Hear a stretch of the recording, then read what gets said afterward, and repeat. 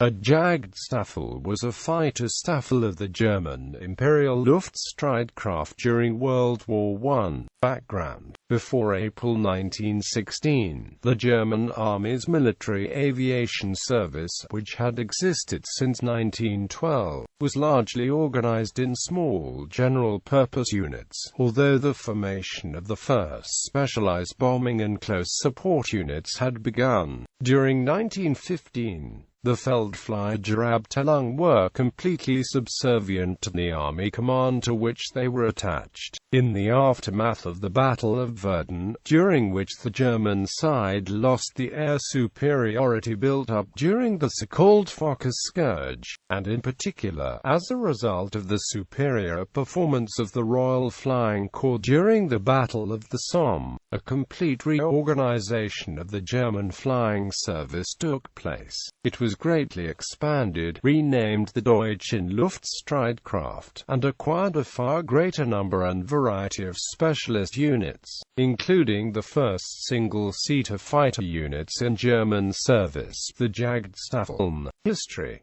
By the end of the spring of 1915, the pre-production examples of the first German fighter aircraft, the 5 examples of the Fokker M5 KMG, and the earliest examples of the production Fokker I had initially been issued in small numbers to various ordinary Feldfliegerabteilungen for escort duties. Such pioneering pilots as Kurt Wintgens, Max Immelmann, and Oswald Boelk pioneered the more aggressive use of the early Fokker Eindecker fighters, but there were no specialist fighter units until 1916. The first step towards homogeneous fighter-only aviation units within the German military was the establishment of Kampfeinsätze commando formations by Inspector Major Friedrich Stempel in February 1916. These were based around Eindeckers and other new fighter designs emerging, like the Pfalz E-series monoplanes,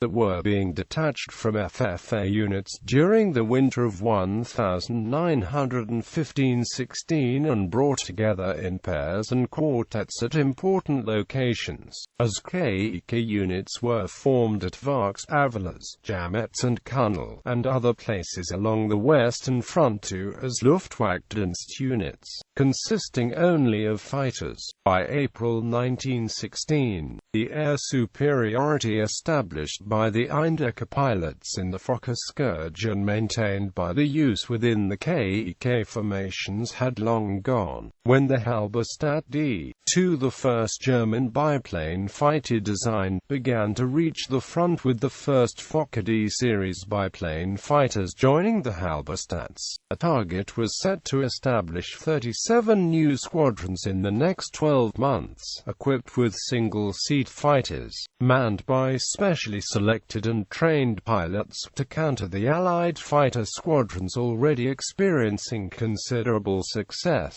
as operated by the Royal Flying Corps and the French Aéronautique Militaire. Boelk, as the leading fighter pilot of the day, was called on to organize the manning, equipment and training of the prototype for these new squadrons, Jagdstaffel, the second of 7 Jagdstaffeln to be established. Initially Jagdstaffel was equipped with a motley of fighters, including early Fokker and Halberstadt D types. In September, Jagdstaffel began to receive the first of the superior Albatros fighters, that would enable the German fighter squadrons to regain a measure of air superiority in the following year. Boelk was killed in an air collision on October 28, but his tactics, especially formation flying and a combination of aggression and prudence known as the Dicta Boelk, remained the core of Jagdstaffel practice in the Luftstreitkräfte's fighter arm for the rest of the war. Several of the pilots of Jagdstaffel, trained by Boelk, became fighter leaders, notably Manfred von Richthofen. By April 1917, the 37 Jagdsters projected a year before were in service and had established air superiority on the Western Front. April 1917 is still still regarded as the most disastrous period in the history of British military aviation. This ascendancy was not to last, as new Allied fighters were already starting to come into service, all of which more than matched the last of the Albatross fighters to see squadron service. The disappointing D.V.D. Virginia, the Jagdstaffel, had concentrated on hindering the work of the Allied two-seater corps, reconnaissance and bombing squadrons. Offensive incursions by fighters any distance behind Allied lines were avoided, risking attrition that Germany could not withstand. Publicity for successful pilots of the Jagdstaffel and the cult of the air ace rapidly established the status as elite units, and the various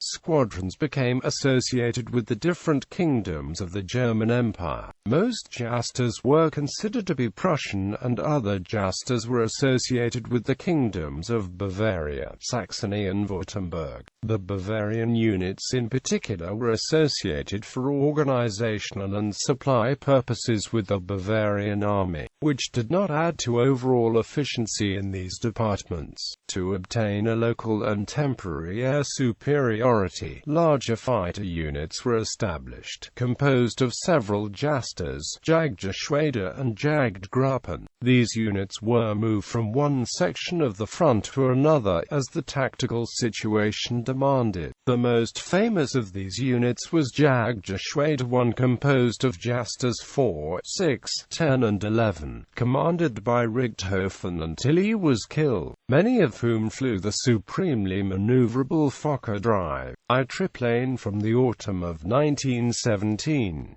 By March 1918 there were 80 Jagdstaffel in the Luftstreitkräfte, most of them equipped with Albatross D. The versus then a long overdue re-equipment with new types, most notably the Fokker D-7 began, which from the first time since mid-1917, gave the Jasters equipment that matched their opponents' personal color schemes. German aircraft left the factory in a standard finish, although this differed from one manufacturer to another. Initial clear varnish on fabric and wooden surfaces had changed by 1916 to various camouflage schemes. In the Jagdstaffel, this gave way to a riot of color, as pilots repainted the machines as they pleased. In January 1917, when he took over Jaster 11, Richthofen celebrated by painting his Albatross red, and the squadron followed suit, painting at least part of the machines red, while Richthofen had the only all-red machine. Other Jasters soon adopted the fashion until few fighters flew in the manufacturer's finish. The fuselages in particular at least sporting the pilot's monogram at perhaps his favorite color, even if the wings remained in camouflage.